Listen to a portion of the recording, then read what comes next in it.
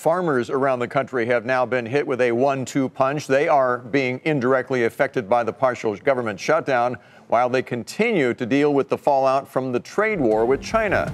Aditi Roy has our story from Denair, California tonight.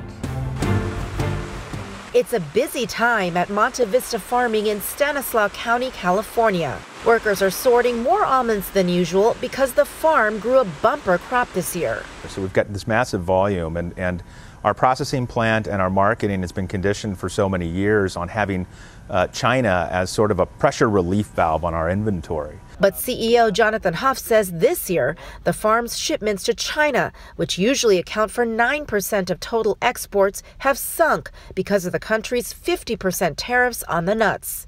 Well, on a normal year, we wouldn't have this many finished goods stacked up here. The almonds are piling up, and Huff's looking for other markets where he can ship them.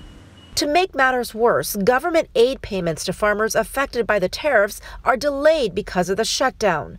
Farm Service Agency offices around the country are also closed, which means farmers can't process their aid applications or government checks.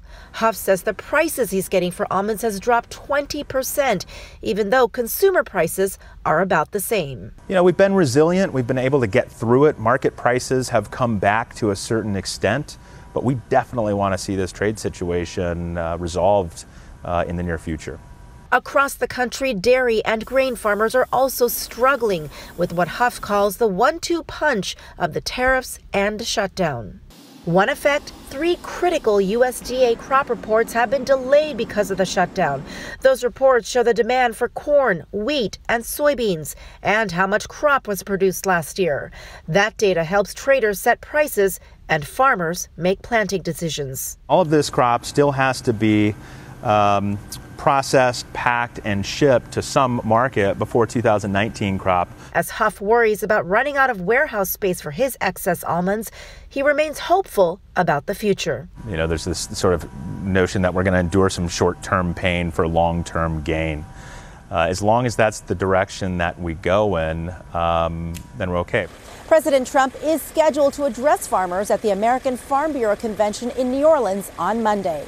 For Nightly Business Report, I'm Aditi Roy, Denair, California.